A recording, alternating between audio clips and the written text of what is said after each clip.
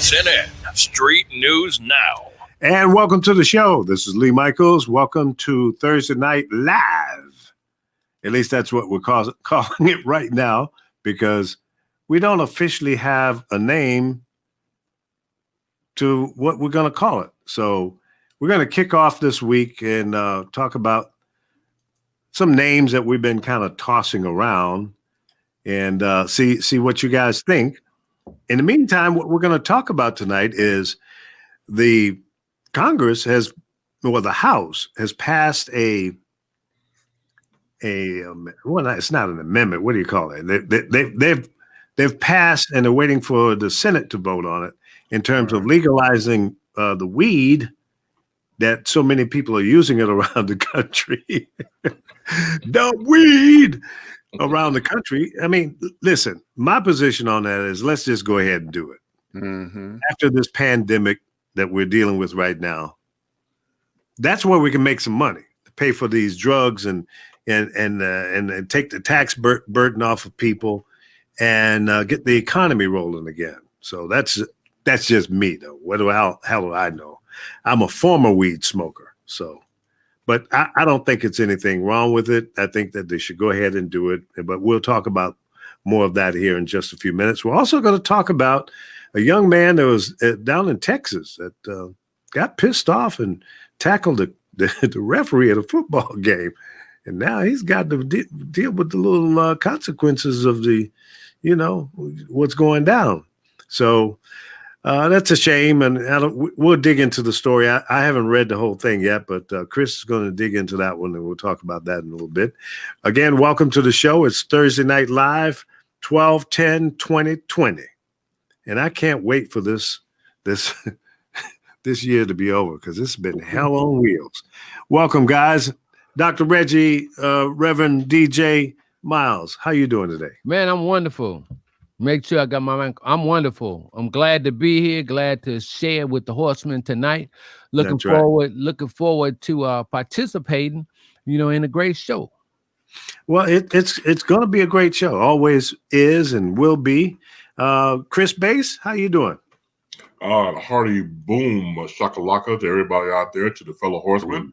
Hope all is well and copacetic. Yeah, Copacabana. That's right. And Doctor? Yes, sir.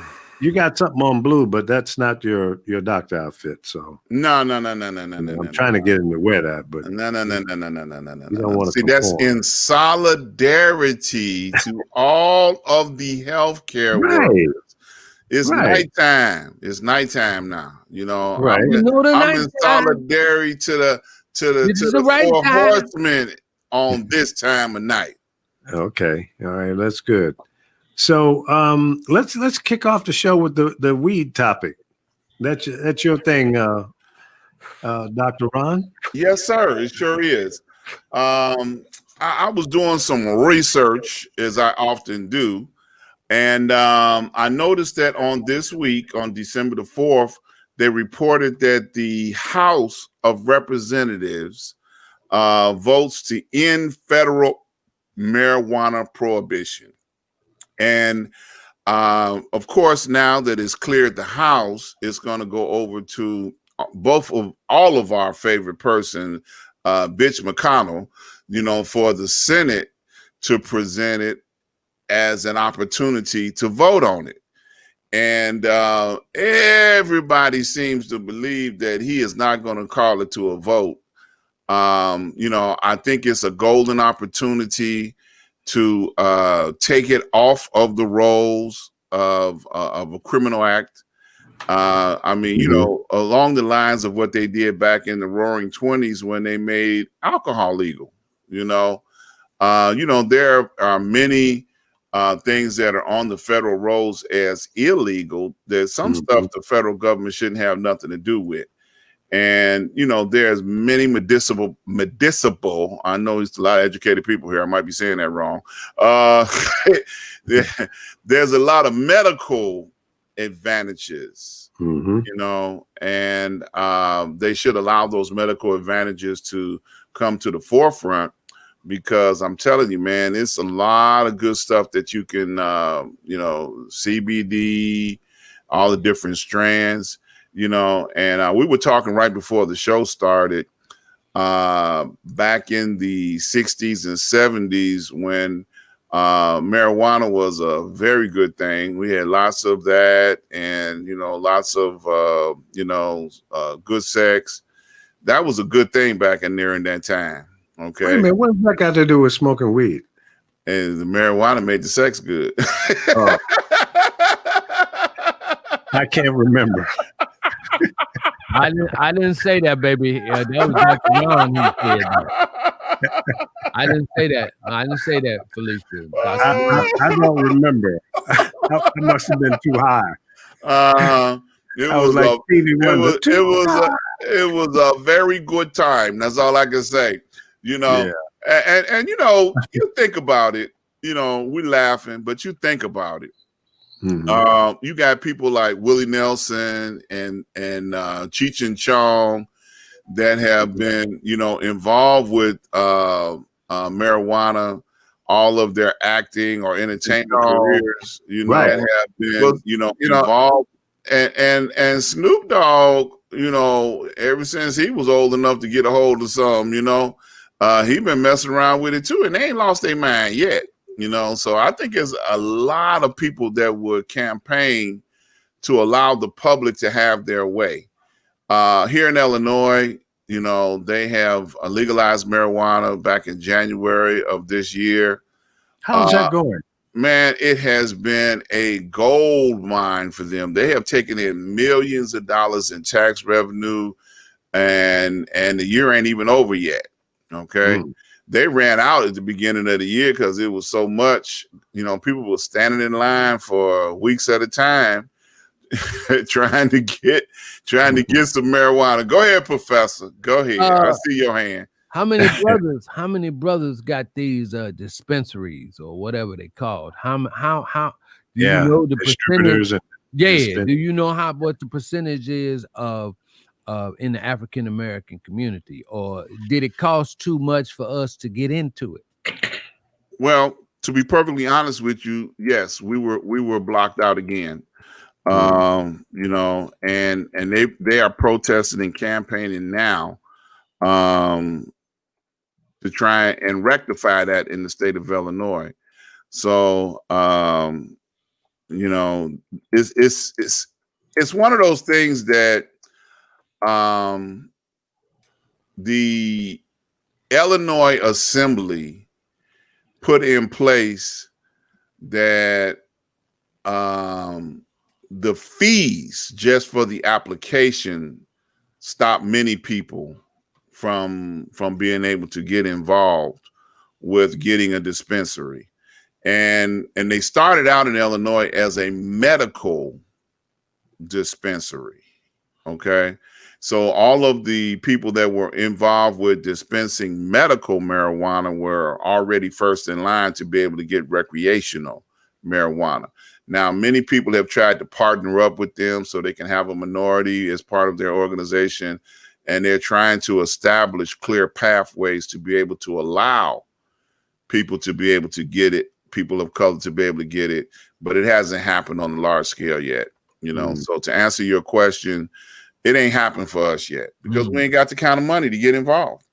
Well, that seemed to be problematic nationwide, because when they legalized it in California, the license, you know, process, if you had a license already for medical distribution, then you could upgrade and get the retail license. But then there were people who had the medical license in California and never went into business. So all of a sudden, those licenses, well, I forget what they cost straight from the state, but let's say it was $100,000. Those were selling for $2 and $3 million just because there were limited number left to get from Jump Street, but you could sell the one that you had. So people were flipping those things like they were flipping houses. Okay. Yeah, it's been it's an opportunity. Well, it is. It is. And I'm sure eventually what's going to happen is that people are going to get a chance to take advantage of the opportunity. But I can tell you now, I've heard rumor, don't know for a fact, that many of the street pharmacists that were out there, they ain't losing no business. Right. They still doing what they do, and they ain't lost no opportunities to make no money, So I really think that eventually it's going to be it's going to be an opportunity there. I really do believe that. But right at the moment, as far as opening up a dispensary, and then they got the rules and regulations that go along with that. Because right now, most of the street pharmacists, they're going to LA, they're going to Vegas, they're going places where it's legal and bringing it back, So, and they're doing quite well for themselves from what I understand. They can get weight like that. Man, these guys are making a killing. They ain't never stopped nothing. If you want it, you can get it. Yeah, Wow. they ain't stopped nothing, brother. Them rascals, man. They doing their thing. Yep. Now, do they have delivery there in Illinois? Can you, like a Uber, Uber Eats, Uber Smoke? Nope, not at all. Yeah, Weed. Yeah. Well, they have some delivery services in California that you can order it online or call the dispensary wherever you're buying it from, and then for an extra fee they'll bring it to your door. Mm-hmm. Wow. Yeah. I wonder how much is the street pharmaceutical price is now. Well, and then if they making too much money in the streets, I wonder, are they going to then do another 3 strikes you out? Are they going to start trying to incarcerate them more? Because the elite that's allowing this stuff, man, they're gonna figure, they're gonna say, well, look, these dudes is cutting into our juice, so we got to get rid of them.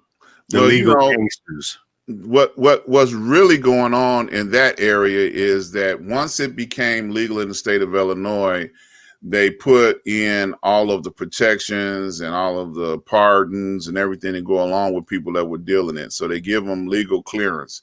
Now it's really competition, because if you go into a dispensary and purchasing, whatever grade you get, because the medical grade is definitely higher quality than just over the counter stuff is what they call it. But the street people are making their money, and some folks can't afford to go to the dispensary, so they go to their neighborhood weed man. So is it more expensive to buy it legally from the dispensary? Oh, okay.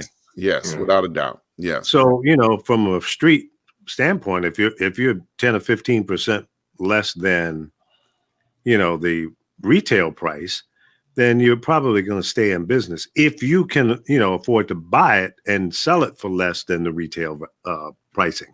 Yeah, so the black market is still there. Yeah. Oh yeah. Oh yeah. Well, and you definitely want to still support your own. I mean, you have the right to do what you want to do, but it's like back in the day when you went to your neighborhood and you had mom and pop stores, no matter what they were, owned by black folk.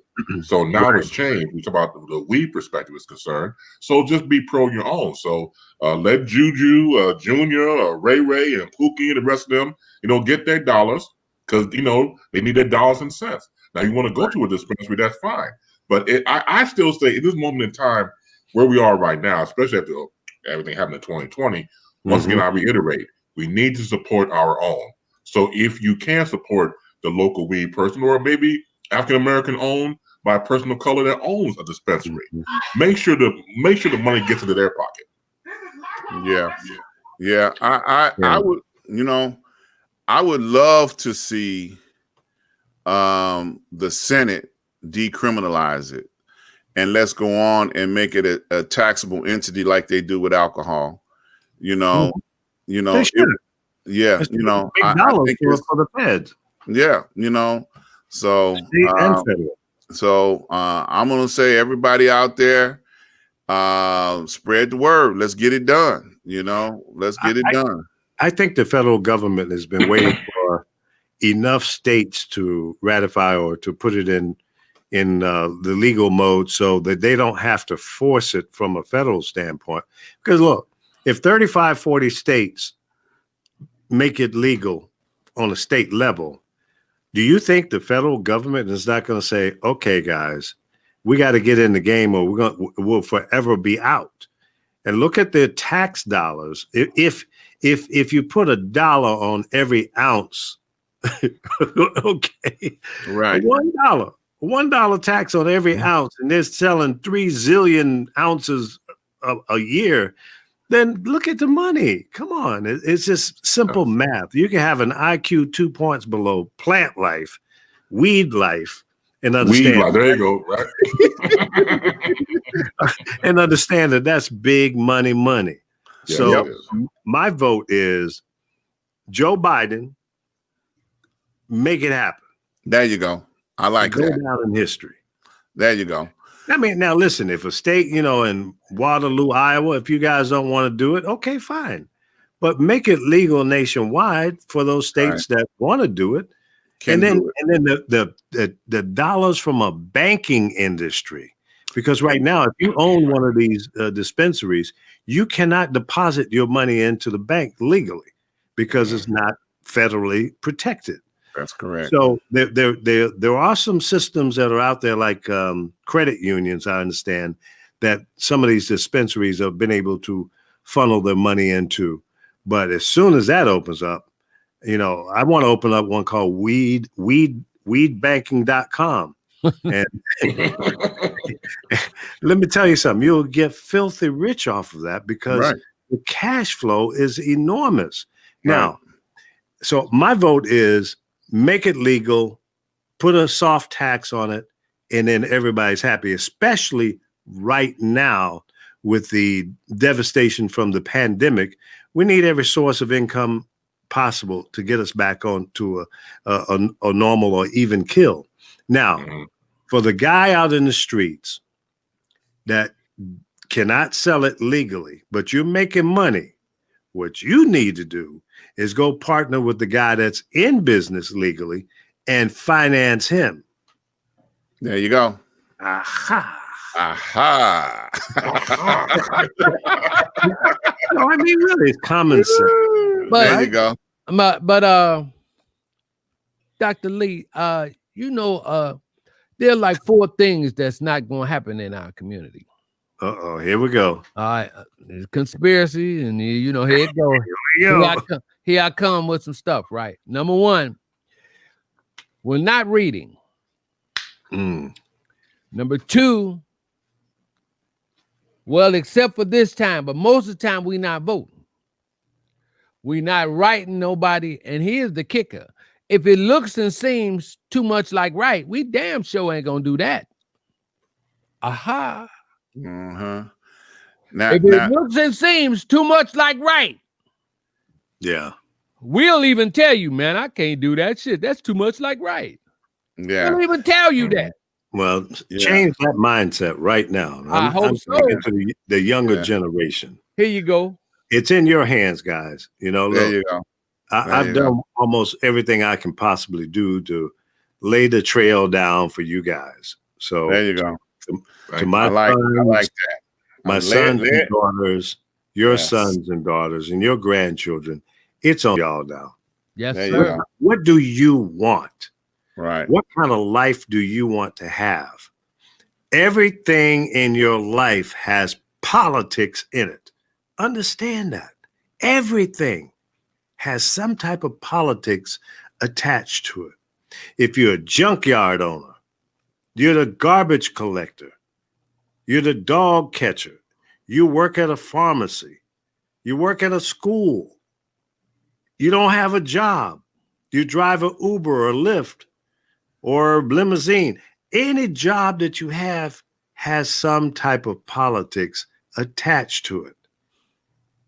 Understand that first. And if you don't play, if you're not involved in politics, if you don't vote, if you don't go to the civic meetings, if you don't go to the town hall meetings, you don't go to hear what your mayor is talking about, or your governor, or the state senators, or the U.S. senators, shame on you. You're walking around in a cloud. You might as well stick your head in the sand and kiss your ass goodbye because you don't know what's going on in your own community. And you're complaining and bitching and belling, well, you got potholes in my neighborhood. Well, that's your fault. You call the city enough, eventually they're going to fix those potholes. Yeah, you're right. Period. Now look, we're gonna have to move. We're gonna have to move on here. But right quick, I want to say shout out to Lisa London. And yes, they're going to overturn the convictions of people serving time for possession. That's included in that bill. Should be. Yes, it is. It's in there. It's the one that passed the House is already included on the federal level. So now it is 22 minutes past the hour. If you are interested in calling in, the number is 954-668-4325. And the legend himself may answer the phone and he may not. We're on the air with Boom Shakalaka, Mr. Bass. We got Professor Reggie Miles and myself. And we're moving on to our next topic for the evening, or next two topics. We got Boom Shakalaka bringing us some information on tonight. So go right ahead, Mr. Bass. Well, thank you very much, brother. A Texas high school game turned suddenly violent. This was Thursday, December 3rd, when a player who'd been ejected ran onto the field and slammed into a referee during the game between the Edinburgh High School Bobcats and the Far San Juan Alamo High School Bears. Edinburgh's Emmanuel Duran was ejected. The Bears. the Bears, right. So after the ejection, he went back onto the field looking like he wanted to take on the referee. He was aggressively running onto the field and slammed referee Fred Garcia, who was unexpectedly hitting the ground after the fall. After the incident, the referee was evaluated and took onto an ambulance outside the stadium for potential shoulder injury, as well as a concussion-like symptoms. He did not return to the game. According to the Monitor, the newspaper there, Duran was charged with Class A assault on Friday morning, and following the arraignment in Edinburgh Municipal Court, the bond was set at about $10,000 set for Duran. In addition, Edinburgh is no longer eligible for postseason play as a result of the incident. And the referee's daughter, Iris Garcia, tweeted saying the following update: "My dad is doing all right. He's tough, and I'm happy he was able to walk off the field on his own. Others aren't so lucky." Now, was that a bad call, or why did he tackle the ref? I mean, what brought that on? Well, pretty much in the stories I've seen, they don't really get into the calls, not so much, but the fact that he ran onto the field to tackle the referee head on, because he hit on pads. He hit him. The referee head on. Yeah, I know, right? Good hit. And the Chicago Bears need to hire him. Dude, well, he had got ejected from the game, was what happened. Is that what it was? Okay. Too unsportsmanlike conduct. Yeah. But here's the deal, though. You look at how this situation is panning out for a young man who made a mistake. Yeah. Because he can't possibly go to jail if convicted, and all possibly do service work. But we all make mistakes at an age. The thing about it is that you have to really make that temper calm down and bring it down 5,000. Also, on record, as a wrestler and also as a soccer player for that same high school, he's been known to have these temper tantrums and attacking people. So they got to get him to the corner and pull his coattails and say, "Look, you have a wide future ahead of you. If you continue down this path, you'll have no future because your ass pretty much will be in jail." Question: What's the ethnic background of this young man? Well, I don't know. He looks, I don't know, Samoan. I don't know. Okay. All right. Okay. Yeah. Okay. Yeah. And the referee, by his surname, is Hispanic. Mm-hmm. Yeah, Duran. Emmanuel Duran is his name. Okay. Mm-hmm. Yeah. Just as a not that it matters. It does. Yeah. Possible explanation for a young person in high school sports that has such an emotional rage about sports. My first guess would be steroids of some kind, because steroids have a tendency to have you in an emotional state on more than one occasion when you're working out and when you're pumped up and things of that nature. Now, they don't do steroid testing in high school sports. I know they do it in college sports, but they don't do it in high school sports. So, I'm not trying to make no excuses for nobody, but I'm just a possible place to start looking for his behavioral malfunction. That would be a good place to start looking right there and make him do a drug. I would concur with that because, as you know, Lee lived in Texas. Look, football is God there. Yeah, I mean, for everybody who came from Texas, that is the way of life. So you have to look at the dollar amount that goes into these high schools. Friday Night Lights, as they said, going into even the TV show at one point, dealing with the pressures of high school football in Texas. So it would not surprise me a bit if he was roid raging or was on roids because of the money that's at stake. These are investments to people there who are boosters. I would bet that the kid was just upset because he was ejected from the game, and he was, taking a little revenge out on the referee. Now, which team won that game? And the Edinburgh team won without him. Oh, okay. Yeah. Well, but he was their star defensive player. Well, you know what, young man, let me just say this to you. Lesson learned. And I hope that you don't have any real serious legal repercussions from it because you're young. And what you did was stupid. And I hope that the justice system will give you a break. But understand also that you got a lot of attention from this nationwide.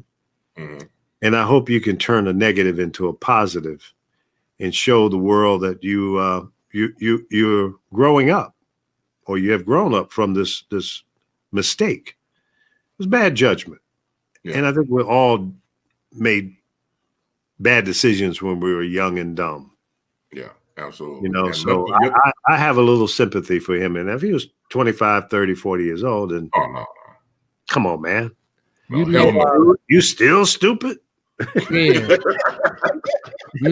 I'm hearing that, and I agree and I concur. Where was his coaches and where were people on the sideline? Because if this cat got a history of that, and they know that the young man was volatile like that, then somebody on that team should have been over there to check him, to calm him down right quick. So it's not only on him, it's on like that entire organization. But the only thing, my uncle once told me, he told me a long time ago, he said the name of the game is you ask for it, not what's my line. And so one of the things that you don't ever want to do as a young person is to have a toxic cloud over you. See, because that could be messing up his future dollars. Exactly. Man, this dude is toxic. So, when you in the game at that level, you got to get to the point where you got to, somebody need to talk to you to channel that and to tan somebody else up on the other team. And, it was one of the things that I was always taught and told, throughout my years was to, and we used to say this in radio. I think one radio jock used to say, always remember your ABCs. So what's that? Yeah. Always be cool. See, because you don't ever want to get that toxic label on you. Yeah, that's true. That's hard to overcome, man. Hard to shake, yeah. Yeah, because then they'll say, oh man, ain't that the dude that ran on the field and decked the referee? Oh no, man. So you don't want that, because it could take one little thing to where you get in that blind rage, right? And then you could knock all your chips down in your dominoes in the opposite direction. Yeah. that's not beneficial for you. But like I blame the people on the sideline, because if he got it, if that was due to a second unsportsmanlike conduct, they should have checked him. The coach should have took him out the game. Unless the coaches are handcuffed. Oh, okay. Because let's go to this scenario. Because as you know, these star players get preferential treatment all the time. They're babied, they're coddled, and maybe some coaches, you got to think about the mentality of sports. There are coaches out there that have a moral conduct. But if their hands are handcuffed and tied by the machine behind them. Their hands behind their backs. Who's cuffing the hands of the coaches? I'm just saying, I don't know for sure. I'm just saying from the standpoint of the money is concerned. Yeah. Right. It's like, hey, he's a star player. Let him do what he want to do. We got to buy him a new Cadillac tomorrow. Probably at the high school level. Dig that, but they won the game anyway without it. Exactly. Right. Yeah. The pressure on the high school level, I would bet, is probably coming from the parents. And there's a comment in the chat room here from Iconic Limo Services, which is based out of Los Angeles. Vinny, who's one of my partners, and Vinny coaches kids. What do you coach, Vinny? Is it football, basketball, or everything? And he's kind of a half-assed basketball player too. He claims he's good. I haven't seen him play. So, but as opposed to whole ass, half-ass basketball player. Half-ass basketball player. So I don't know. I know he's cracking up, but yeah, there's several levels of investigation on a situation like this. Mm-hmm. Right. Parents, the coaches, the school system, the school board. What are the rules and regulations, and what are the consequences when you do something stupid? Correct. What's the price that you're going to have to pay? Is he going to be put off the team? Well, the price I said, out of jail. Yeah, they can't go to the playoffs for the rest of the season, so they're screwed. The team is screwed. The team is screwed because they cannot go to the playoffs now because of what happened. Right. Okay. Game over, because if the school is chastised, poor kid, he's going to get an ass whipping every day from all of his team members. Yeah. He's going to get I wouldn't say poor kid for sure. Yeah. Your buddy said he played basketball, and he said, "Come on now, you know I can ball." I don't know, Vinny. I don't know. I have not seen you run up and down the court. I don't know. Next time I'm in LA and you're playing, let me know and I'll come check you out. Then I'll come back and testify on your behalf. But then, now look, guys, we're half hour into the show. Let me throw this back out there: 954-668-4325. You're listening to the legend, Mr. Lee Michaels, brother in broadcasting, Boom Shakalaka, the professor, Mr. Reggie Miles, and myself. Now, I know we got a shout out, but you want to wait till the end to give that shout out, Chris, or you want to give it out now? I'll just do it real quick. Rashida Jones will become the president of MSNBC. The current president, Phil Griffin, will step down after 25 years at the cable news channel. Jones will take over MSNBC as of February 1st, 2021. She is formerly the senior vice president of NBC News and MSNBC. She'll become the first Black woman in a prominent role in cable news industry. Amen to that. Congratulations. Congratulations. Big shout out. Congratulations. Amen and a women. Me and Mrs. Jones. Yes. And taking a piggyback off the professor, what he always says every show, that it's a time and season for Black women right now. Women of color. Women of color have been dominating in every profession. And just to piggyback off of that, they showed on social media after she was appointed to the position, the new vice president gave her a call and congratulations as well. So everybody is shouting her out and giving her salutations for achieving this. She might be happy now, but later she might be crying because that ain't no easy job. Well, trying to run media in white America and you black, good luck. Well, it's a new day. It's a new day.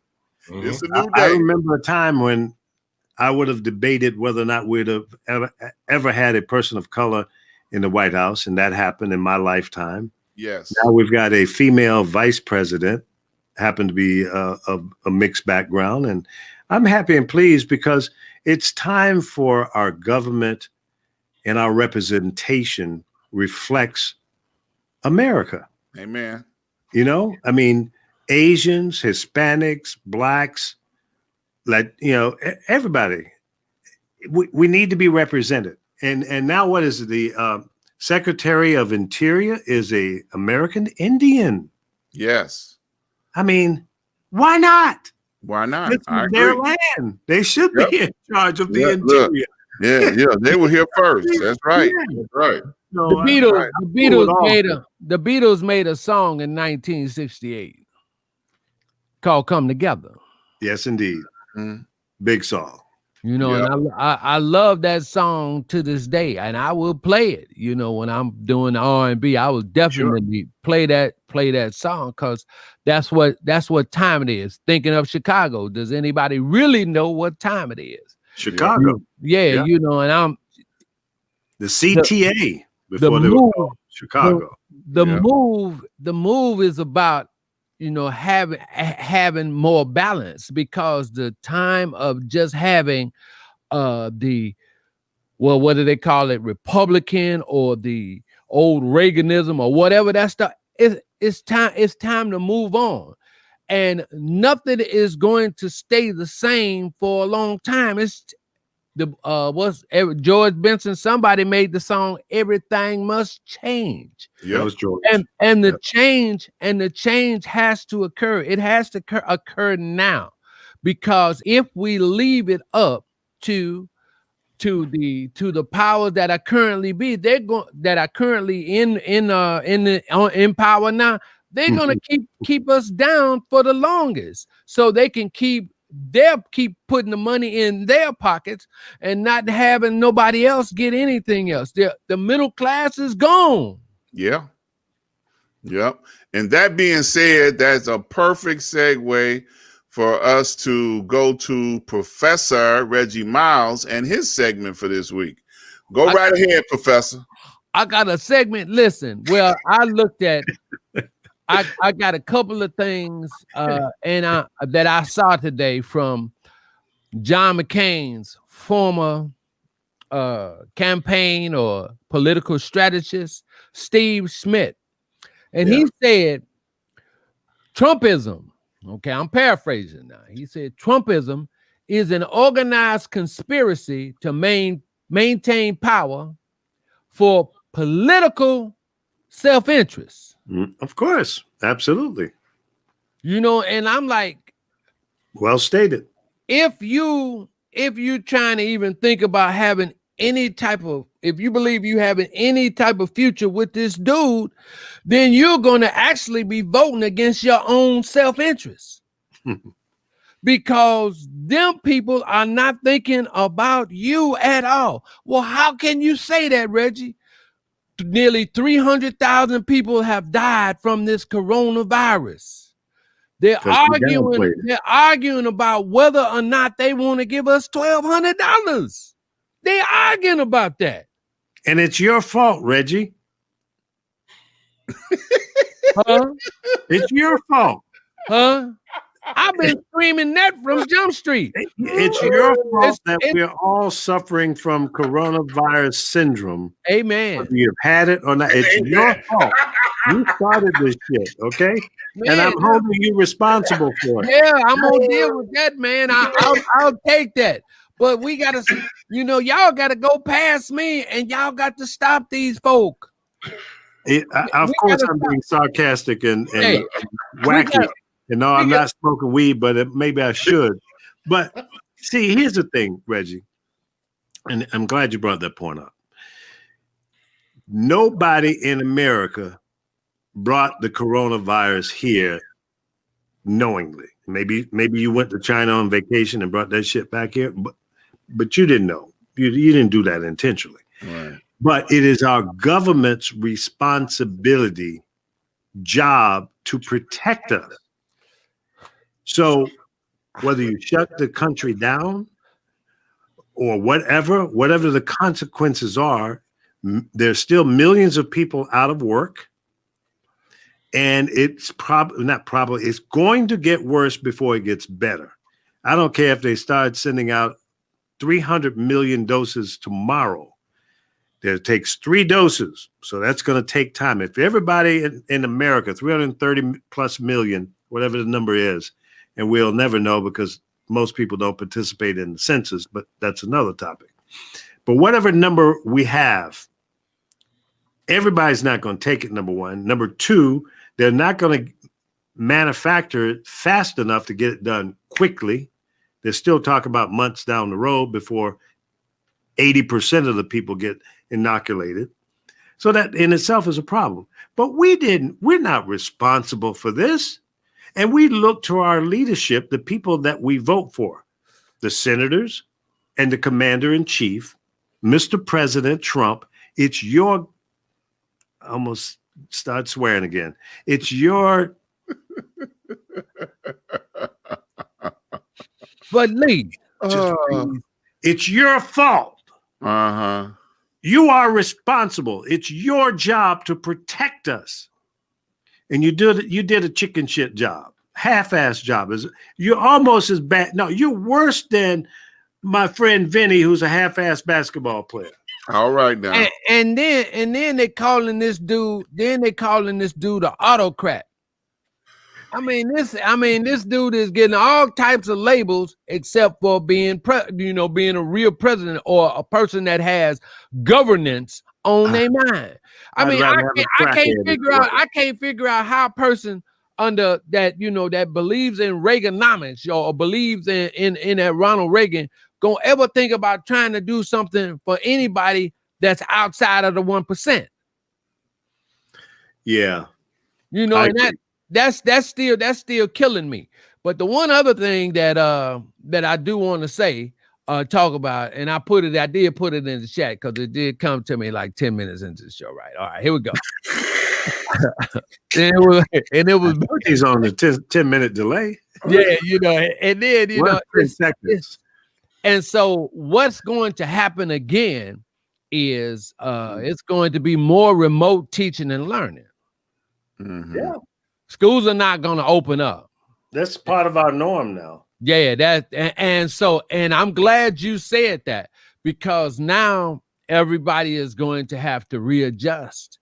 And like on the teaching side, even for me this semester, instead of trying to sit up there and do a lecture for my classes like an hour and 50 minutes, instead of trying to do like that, what I ended up doing is changing my style, right? And within the classroom setting, I would tell them, well, look, let's chill out for 10 minutes. Go get a water break. Take your eyes off of the screen, and because they come, my eyes is hurting. Well, look, you just 18, 19, 20, and your eyes is hurting. What the heck you think going on with my eyes? You know what I'm saying? So let's take a break. Let's take a break. Oh, y'all.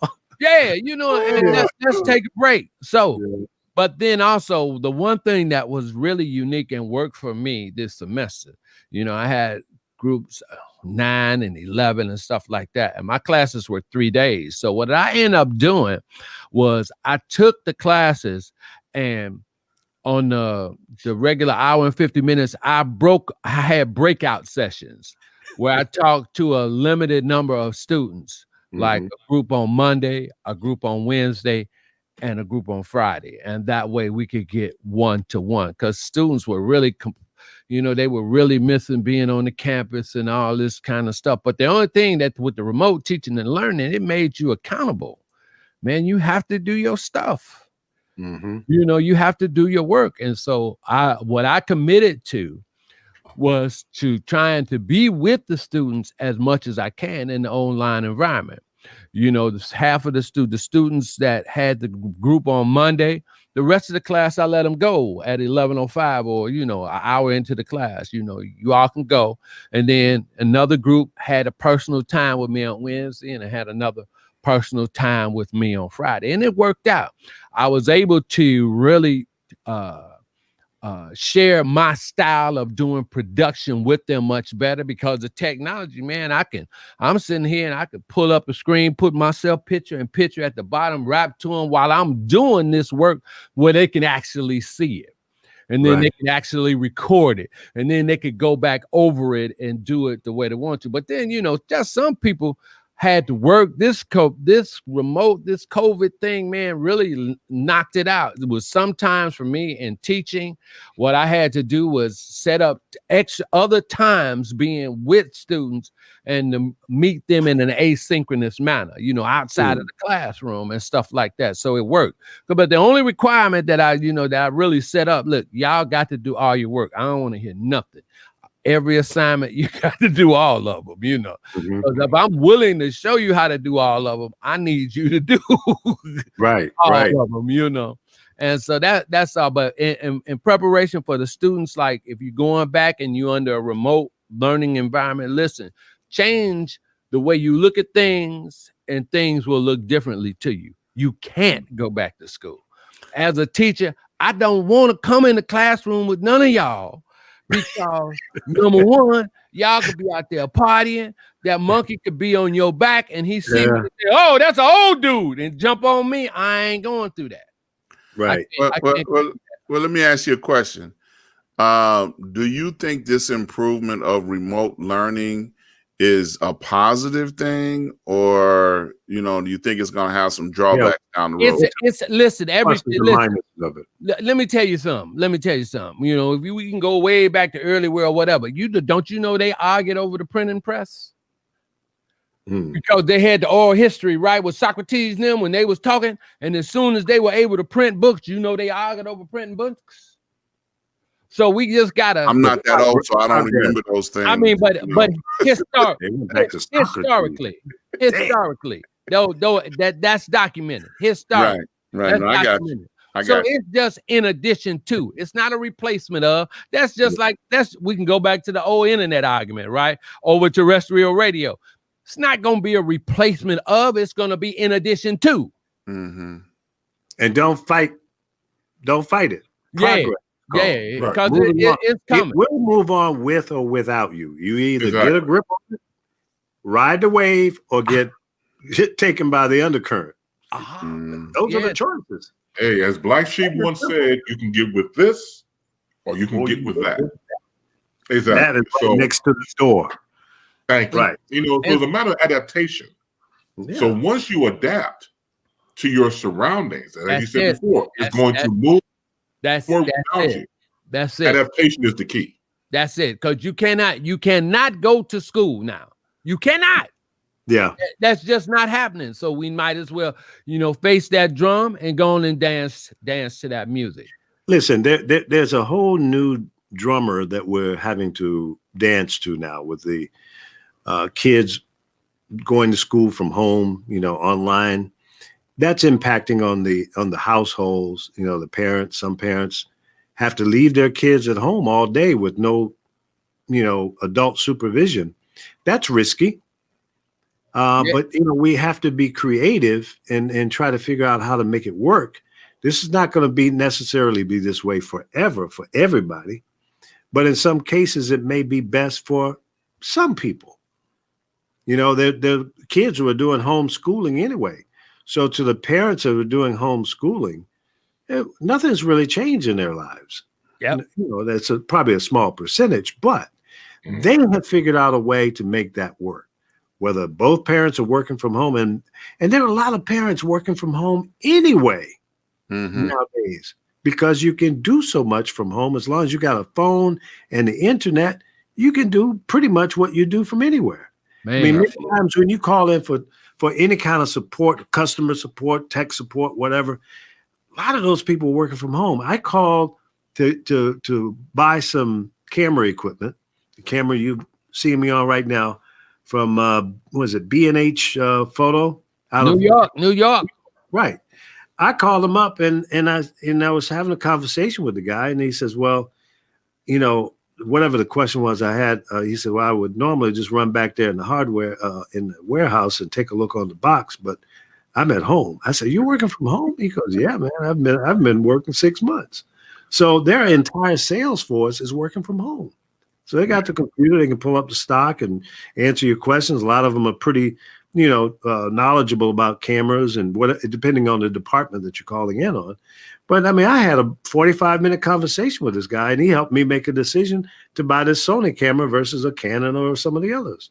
Right. So if he hadn't mentioned it, I would not have known. And I don't care. He could be in the phone booth with Superman as long as he can answer my questions and get my products and services straight. So be it. Yeah. You know, Microsoft and some of the big technology companies, they're telling people you don't ever have to come back. And think about this: if they've got an office building up there in the San Francisco area where all these technology companies are hanging out, they got millions of square feet of office space. Man, just think about that. They can break those leases and walk away from those now, downsize, and that's a big, bottom line improvement for them. Man, no heating, all that stuff. Yeah. No other bills, man. A lot of insurance. A lot of cheese they could put in their pocket. Yeah. They even doing that's even happening in commercial radio. Folks is broadcasting from home. They got all this kind of technology to do this. And the last thing I'm gonna talk about is that I'm very proud of the lady that got promoted to being the manager of MSNBC or the president of MSNBC. Yeah. But y'all know, and I'm gonna stay on this every time till I die. I want some ownership of our own. I want ownership of a black news, a black news network, whatever. Yeah, network, whatever you want right here. But I want that's one here. I mean, both on the terrestrial side. Yeah, and and both through a cable network, because the late Dr. Julia Harris said CBS was the Caucasian broadcasting system, NBC was nothing but Caucasians, and ABC was all broadcasting Caucasians. That's what she said many years ago. But so where can it be black people broadcasting? Where can that be? Because I'm gonna always be a proponent that I don't mind the dominant or the majority side, which is not really the dominant majority side, but I'm going to say that. But I think it would be more balanced if I can have my say somewhere. Yeah. Well, I mean, it's just like any other ethnic group or culture. Everybody wants to be able to identify with their own. So I don't have a problem with that. I am a open-minded person, and we're forced to be because you had no choice but to accept general market broadcasting because you didn't have no choice. So, and in the state of ownership in broadcasting today, compared to what it was in the 70s, even. Talk about being hooked. Go ahead. There's less minority ownership today, if I'm correct, right? Is that right, Reggie? Yes, sir. Than it was in 1971. Yes, sir. Yes, so, sir. Why is that? Because the deregulations, under the Reagan administration and every administration since then did nothing to encourage or support minority ownership. There was a little piece in there. There was a tax certificate in there for a minute. But that got pimped out. And that never really worked. And the distress sale policy. Right. That's how Miss Hughes came into whatever it was. But we should do a show on that. And I think I can get Kathy Hughes and Alfred maybe to come on and join us. Let me take a moment here and congratulate Tavis Smiley, who just purchased an AM station in Los Angeles, which I had the honor of working on that frequency, 1580, back in the 70s. It was called 1580 K-Day, and you had to say it that way. Okay. Like WNBC. How much? I heard 17 million, but that might be might be off. But I think he's doing a lease agreement right now. Okay. So like 10 grand or so a month. Okay. And I think he gets the studios and the transmitter and towers are in Echo Park up on the hill where it's been forever. And we used to broadcast from that location on when it was K-Day, KDAY, licensed to Santa Monica, and it's going to be a progressive AM talk station. So congratulations, Tavis, and good luck with it. If you need any help, call me. You know he's old Chicago alumni. He used to operate here in the Chicagoland area for a long time. Who? Tavis. Really? I didn't know that. Yeah, he used to hang out around here. I gave him his first commentary on KJLH, which is owned by Stevie Wonder, when I was the COO over there. And he had a 1-minute little political commentary. And that was his humble beginning. So Tavis, remember that? Was it as good as Lou's Notebook? No. Not way back now. He was a little more updated version of Lou. Okay, good. Yeah, a little different style. I mean, and that's what's really missing, because there's no thought piece out here, and I don't see why radio can't get a sponsor to do that, to at least give us something to think about. Right? Man, why we always got to worry about what he doing and what they doing and what Lil Fame is doing, and then Diddy P and all them other cats. Why we got to worry about what they doing? Tell us something that's, right, that we can like chew on, and Lou used to tear us up with that, man. He tear us up. Running, and what was it? Roy Wood used to say, "Run and tell that." And run and tell that. It was at the end of his broadcast. Yeah. So I mean, and that's the only kind of thing that I'm hoping to ever have again. Because if we can just push a little thought among us, it'd be much better. Well, it's out here, like what we're doing right now, and digital platforming and the internet. I mean, we're doing it, and it's out there. Just got to find it. I love Lou's Notebook back in the day on WVON, especially when he said it's another to make a Negro turn black. Yeah. Yeah. We had a lot of forefathers in front of us. Look, guys, it's almost time to get out of here, man. We done chopped up a whole hour. I want to give a couple of thank yous out to Dr. Katrina Sanders. She kind of co-signed everything that you said about digital learning, being online and having parent support and giving the kids a break. She co-signed to everything that the professor said. So thank you for chiming in and being a part of the show in the comment section there. Look, I mean, we got to get out of here, y'all. Look, I appreciate you all tuning in and being a part of what we're doing. We're going to be right back here again next Thursday with the legend, Mr. Lee Michaels, Mr. Chris Bass, the Boom Shakalaka, the Professor Reggie Miles, and myself, Dr. Ron. We're going to be showing up, doing what we do. And Mr. Lee Michaels, take us on out of here, brother. Do what you do. I'm not ready yet. I'm going to hang out for a while. Okay. All right. Well, as long as we ain't got to stay till midnight. I had to throw you with a curveball because you're being so serious. Let me just say a couple of things before we get out of here. Jimmy Smith, another great broadcaster. He worked in Chicago also. How you doing, Jimmy? Happy holidays. Be safe and all that.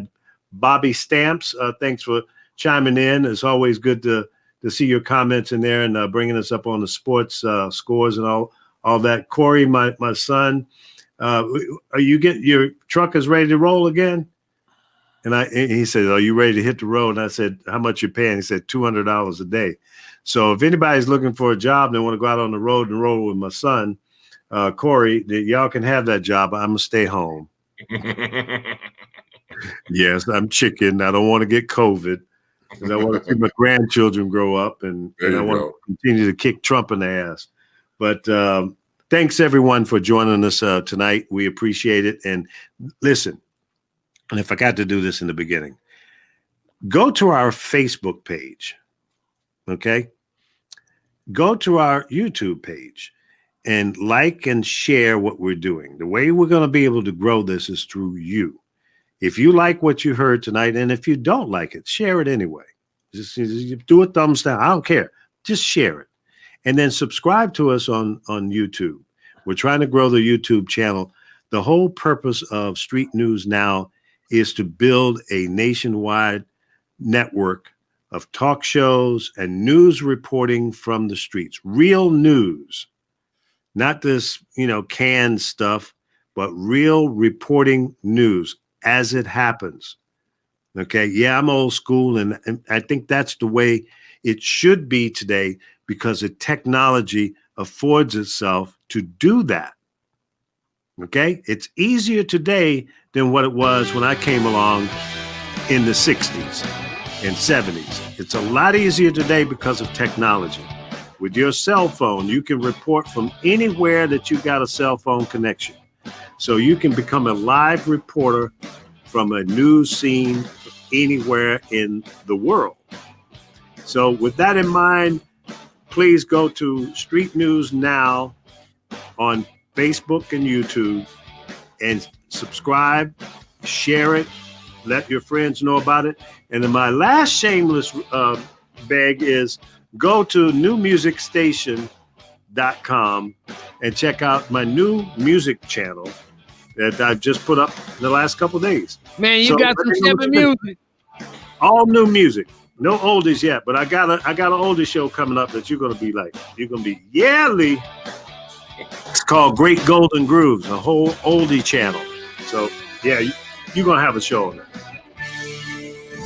SNN, Street News Now. Good night, folks. Thank you so much again for joining us tonight. We really, really appreciate it.